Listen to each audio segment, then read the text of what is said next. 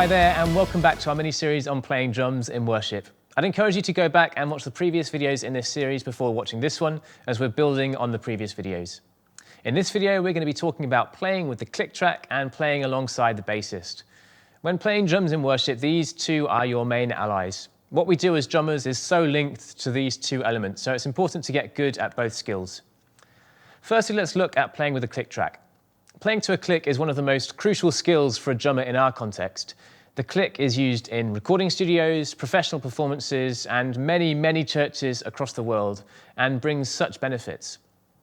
Firstly and primarily, it sets the tempo that the song should be played at, and so we don't have any awkward moments where a song has been started too quickly or too slowly. The click maintains the tempo throughout the song, enabling consistent tempo, meaning that those awkward moments of speeding up midway through a song don't happen. It also keeps the whole band locked in together, starting, finishing, and transitioning all at the same time. The click track ensures consistency and enables the use of backing tracks, which we use for most of the songs that we play. Even though the click is incredibly useful, many people struggle to play along with one. Unfortunately, there is no quick fix or quick tips to playing with a click. Instead, it's a process of practice, practice, and practice. Whenever you sit down at the kit to practice, practice to a click track. You can download an app on your phone or buy a metronome unit, whatever works for you. Just be sure to practice with it. The more you practice with it, the more it will become like second nature, and you'll eventually be able to play with it instinctively. Just a couple of tips though. Firstly, make sure that it's prominent in your in-ear mix. Make sure that you can clearly hear it, even in the loudest parts of the song. In my in-ears mix, I prioritize being able to hear the click, the MD, the bass, and the lead vocals, and a little bit of myself as well. Anything else is beneficial, but those are the most important elements to have in your mix. I tend to aim for a mix similar to a CD, but with the click nice and loud and the MD, and the bass probably louder than it is on a record too. If you feel like you're dragging on a click track, you can ask the MD to change the click to eighth notes rather than quarter notes.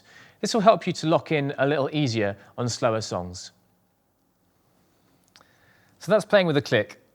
Now let's take a look at how to play with the bass player. The goal in our genre, and a lot of genres actually, is to have a really united low end, for your kick drum and the bass player to be really united. The goal is almost to have it sound like you've got a kick drum that plays notes. That's how tight that we want it to be. Just to be clear though, I'm not suggesting that on every note the bass player plays, you should play too.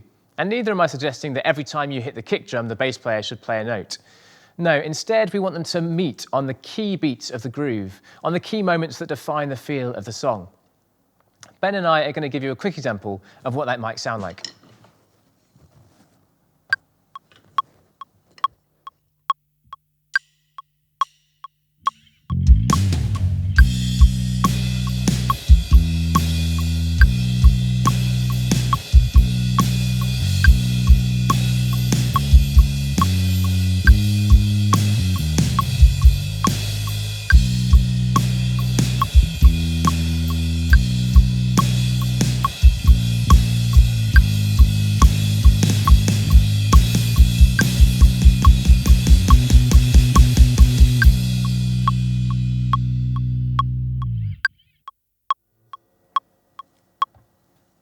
So how do you go about that?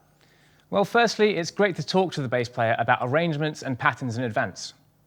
Often I'll talk to the bass player in the midst of rehearsal and work out with them what pattern we're going to play in a certain section of some songs. The key though is that you've got to be really disciplined with your playing so that you're sure to play the right pattern at the right time and continue to play that pattern throughout that section. The other part of linking with the bass player is in spontaneous moments and times where you go off the plan. It can be helpful to unite in these times to make sure that you're both building to the same level at the same time and being that united rhythm section to support the rest of the band. So when I'm playing, I'll have one eye on the worship leader, one eye on the bass player, and then be listening to God at the same time too. It sounds difficult, but somehow it works. It might be helpful to you to have a bass player's perspective on this too, so why don't you go and watch the related video in the bass guitar video series. So that's it for now. I hope that you found this video helpful, and in the next one we'll be talking about what to play and when. So I'll see you there.